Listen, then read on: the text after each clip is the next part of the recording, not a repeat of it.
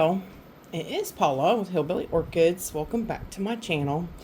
I hope everybody's having a fantastic weekend.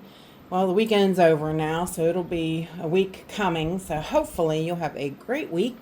I hope you guys enjoyed the videos this weekend. Yeah, I was been rather busy and trying to get some content in there for you guys, and some interesting things and fun things to do. So I hope y'all really enjoyed that. Now today I want to talk a little bit about I had told you when I went to Kroger's I bought something else other than a pretty little flower. Yeah, I bought a bag of Cypress mulch, okay, non-treated Cypress mulch, $4, I think it's $4 something, so very cheap, very reasonable for a big bag. I'll put a picture of it up on the screen. I actually messaged Michael. I said, Michael, is this what you was using? And reason being is because, yes, Michael has talked to me.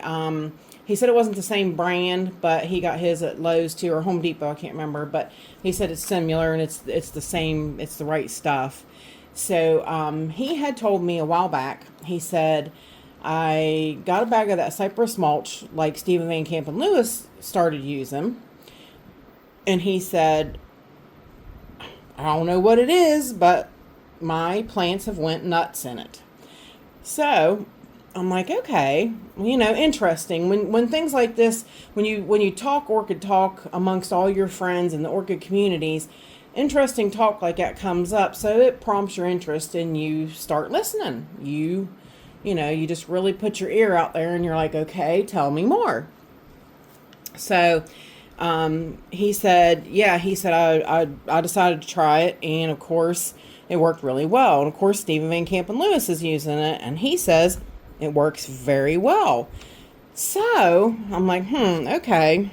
So again, like I said, having taken in all this information, I then talked to Raquel over the weekend, and he said, he started asking me some questions. He's like, you're using Orchids bark, right? And I was like, yeah. And I told him, I said, yeah. So the price of it's getting to be quite ridiculous. And he said, that all Orchids bark is regular bark treated with dolomite lime. And I said, yeah, I know it had dolomite lime in it. And even on the website, it tells you after 8-9 months, this will be off of the bark, and the bark will break down like normal. So it gives you a little bit of an extended grow time with that bark. Well, on their website and what they claim, about the Orchids bark, and as many orchids as I always have to buy the Orchid by the big 40 liters. I have to buy it by the big bags, so that I can keep it around, keep it handy for whenever I need to, actually repot something. So I have it handy. Well, on the website, it says that Orchid bark is resistant to chipping and composting. Okay, now this is the only reason that it's resistant to composting. It has solid bark particles. It has a slightly rough surface so that roots adhere better to it. It is wind-rowed, W-I-N-D, rowed, R-O-W-E-D. That's just a fancy word for raked together. I was like, why do you got to be so fancy? You raked it together with garden lime. You raked it together with lime so that it's seeded with dolomite lime. Okay. So that is why it doesn't break down for like 9 months. Because dolomite lime, as you see even on the bottom, it raises soil pH. So it raises any pH of anything you use it in. It's going to raise the pH. So it's going to raise the pH in bark. It's going to raise the pH in soil. whatever you're using it in, it's going to raise the pH. So, but yeah, they say on their website that they windrowed their bark with lime, dolomite lime, and it's also processed with heat and water. So, which, you know, I mean, that's for different various things that it is done with heat and water and all that. So, all right, now back to the cypress mulch. Okay, for some reason the orchids are taking to it, according to everything I'm hearing. And like I said, Rick L told me, he was like, you know, they're using regular, Orchiata is using regular pine bark. Now, and I mean, don't get me wrong, I'm not down in Orchiata bark, not at all. I use it. I have used it for years. When I first started out, I used, you know, a couple cheaper barks, and I was having to repot quicker. So, you know, Orchiata bark does live up to the name of, you know, it lasts a lot longer than most typical barks. Okay. So, he said, Rick L said, and he's not wrong. He said, go to Lowe's, get you a bag of cypress mulch, seed it yourself with dolomite lime, and you've already got, cypress is a water resistant bark anyway.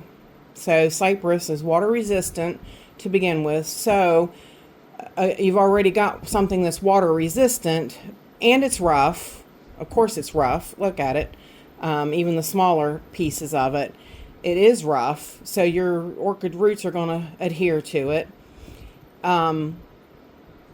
So seed this with the dolomite lime, and basically you've got an even stronger Orchiata bark, because this is tougher and it won't break down like regular bark. Even if I didn't seed this with garden lime, with the dolomite lime, it would not break down because it is water resistant already. So it will last a lot longer. So I'm going to give this a try. What I'm going to do is I am going to seed this.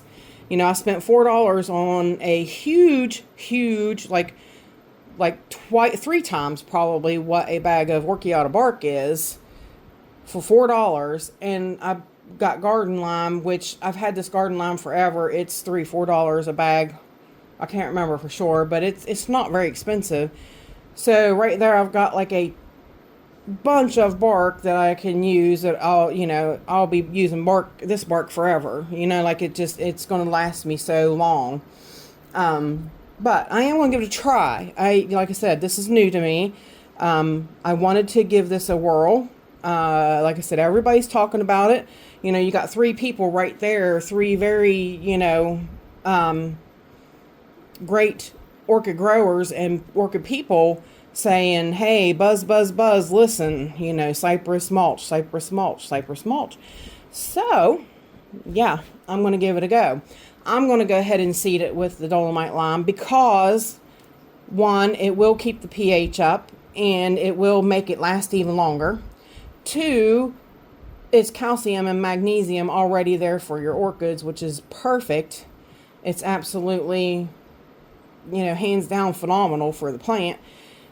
So, I mean, it's going to be a win-win in my opinion. It's going to be cheaper bark with this additive. That's going to make it even better. So, yeah, I'm going to give it a go. So what I did, it looks yucky, but I did water down some of the dolomite lime to help seed it and stay on some of the bark. But I'm also going to sprinkle in chunks, okay? So it looks like a yucky kind of milky stuff. This is what usually winds up on the bottom of your pots, is this chalky looking stuff. And I'm going to sprinkle this over the Cypress mulch. And see, there will be some pieces in there, like that big chunk that's not going to be usable.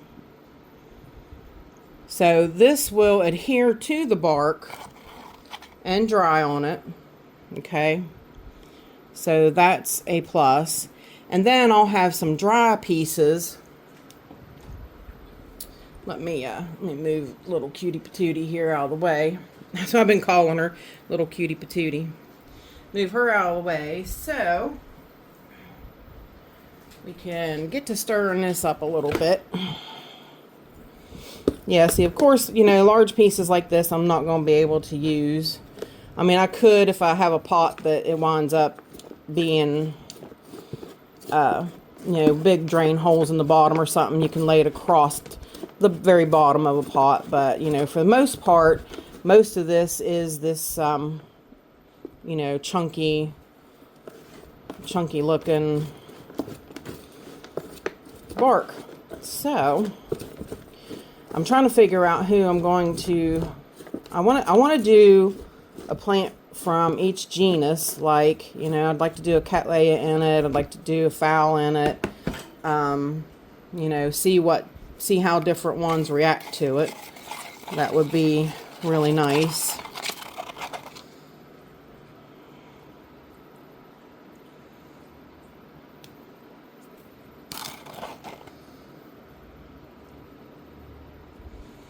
And this here, you can let it dry on there. I mean, it'll probably wind up drying until I can figure out what I'm gonna put in it.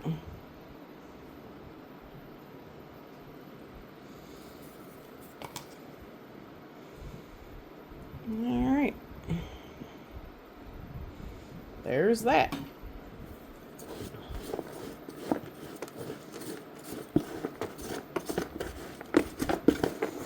And like I said, basically what that does is that makes us our own type of Orchiata bark. It is seeded with the dolomite lime, which is perfect magnesium calcium, available for the roots all times. So it's always there, always ready. Every time you water, it will, you know, wash some down to the rest of the roots, and it'll be good to go. Now, what I'm going to do is I'm going to take some of the dry, just like a tablespoon, because we put more wet on it than anything. So I'm going to just sprinkle like a tablespoon throughout it.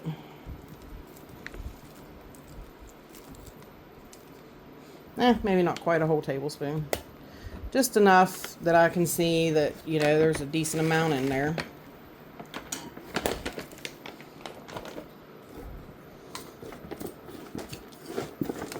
And mix it through, so it's going to be right there in the pot when I repot.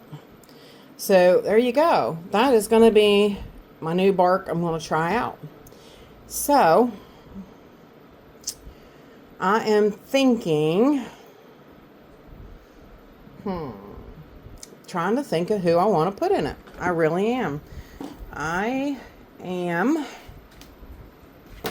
definitely wondering. I thought about that little Vanda right there, but it's not doing so well. Of course, maybe if I potted it up in that, it might make all the difference and change, you know, change its way. I did, I put it in a little bit of moss because I don't think it was getting enough moisture. So that's kind of why I hate to move it to this, because this, like I said, this will hold a little bit of moisture, but it's really water resistant. So because of it being so, you know, so different, varied in depths and everything, it will hold water in between it till it dries. But until your plant sucks it up and uses it, but it is not, it's not going to stay like soggy wet like moss will. So,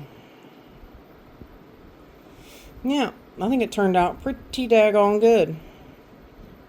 I mean, like you can see right there's some dolomite lime. Right there's some. I mean, you can spot it in there, so that's what I need. But now we need to figure out who am I going to pot in it. Oh, sorry, I didn't mean to shake you guys. If it usually this foam balances it out. I think I shake you guys up and then it winds up not, because it balances really well. It does, it films really, really well. So,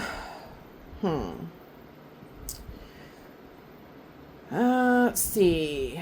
My little, my goldfinch isn't doing very well. I mean, I don't want to put something in it that's struggling along, because I don't, you know, I'm not sure how it's going to do in my environment and stuff. I mean, you know, sometimes that doesn't have a lot to do with it, but sometimes it does. So hang tight. Let me see who we can find. I was going to plant the new fowl in it, which I might. I mean, she's still in bud, so I kind of hate to mess with her. But I think she'll benefit from this. So I think maybe we'll start with her, but hang tight. All right, y'all, we are back. Now I am gonna do this. This plant really needs this. It really does. Like I said, it really looks like a decent fowl. Some of those fowls were in a lot worse shape than this one, and this one just has that little bit of cell collapse. So we're gonna go with this one and see. I had just watered this one, so she is ready to come out of there. She has really, really good roots too, which is great.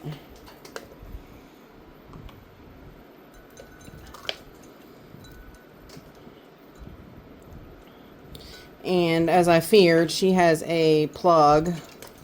So it's good that I'm getting her out of this, because I personally don't like those plugs. A lot of people do. You know, some people don't mind them at all.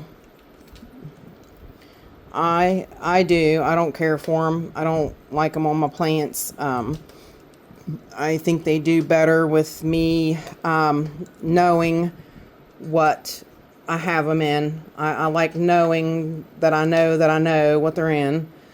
So that's just a pet peeve of mine. It's not a necessity, but it is a pet peeve of mine. So pull this plug off of the roots. Really, this plant has some great roots, considering. Seriously. I mean, yeah, no complaints on what this one looks like. This one is not a rescue. So for getting her for more than half off was really a deal. And chances are that cell collapse, it won't fix itself. It won't go back to normal. It'll stay there. It'll be on there for a while, but you know, she'll grow other leaves that'll be over top of it, and that will be that. So, all right, let's lay her down here for just 1 second. Find a pot, and I'll be right back. Hey, y'all. My channel is sponsored by the Orchid Supply Store. It is literally your one-stop shop for anything and everything you could possibly need orchid related. They have pots, they have media, they even sell orchids.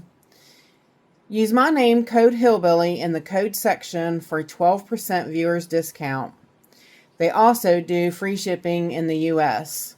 So go check them out, y'all. Alrighty, we are back. Now, I went out, washed up a pot and a cup bottom for her. And let's get this out of the way. I do like to do my setups. Like to have my bark over here on the right hand side. I'm right-handed, so that's the hand I like to use. And I don't have my tabletop, it's over there. So I kind of got to do what I got to do here. Alright, we'll put a little bit in the bottom there. Put her down in here. Yeah, this should be a nice size pot up for her. And hopefully, sometimes when you repot fowls, they can fuss and, you know, blast their blooms. So I hope this one don't. Like I said, I think she'll really like this medium. We're going to definitely find out, see how she recovers from this.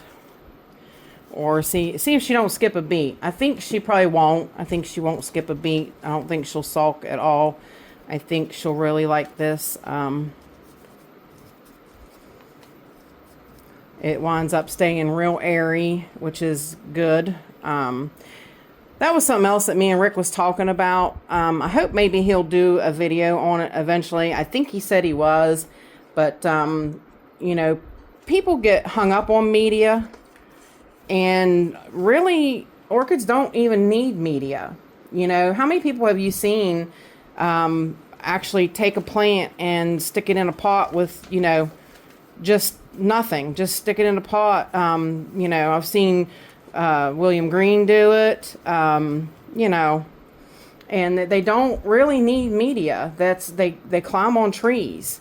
Media is just a way to pot it, a way to keep it, you know, so it's not a necessity. Medium is not really necessary for these plants. So really what you put them in is not, you know, not real important. That's what he was talking about, inert medias, and he was telling me, we talked about it. He was telling me why my little seedlings were failing in the lava rock. Stupid fire department. That car wreck was only 20 minutes ago. The person's probably dead. Jeez. It's so slow down there. It's just terrible. Like, I'd hate to wreck around here. They just, yeah. Anyways, sorry for my outburst. It's like that siren blast. What was the point of that? I must move. I must move. But, yeah, me and him was talking about why they probably failed. And, I tend to agree. I mean, because I did not have the time to keep up with the watering requirements that it needed. And that was basically the whole thing. Because I have such a big collection. If I had a smaller collection, it might make all the difference in the world, you know. Alright, so basically, that is gonna be it. And we are going to go with that for right now and see how she does in that mix. So I think it'll be real interesting. What do you guys think? Please leave me your thoughts down in the comments. Yep. And if you have any questions, leave them down in the comments. And basically that'll do it. So if you enjoyed my content, please give me a thumbs up. If you could, please share it. And if you could give me a super thanks, that would be awesome. I did actually, hang on a minute, I'll show you.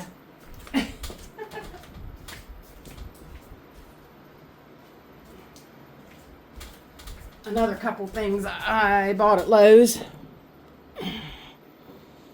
Yep. I got it, guys. I got it. And somewhere, I forget what I did with it, but I got a rolling pan and roller. So it's time. I've got it. Now I just got to get to painting. So, yep, I had to show you what else I got at Lowe's, but yep. Now, that's it. So if you could give me a thumbs up, I'd appreciate it. If you could share, that would be awesome. If you could give me a super thanks, it will help me go towards my foul wall and changing the grow space. I'm going to change it to stadium-like seating. Everybody's going to try to be on a slope so that the lights hit all my plants. So, yeah, some different things are coming up in the grow space, and I hope y'all stick around to see how things pan out. Now, it's going to take a while, but I hope y'all stick around for it.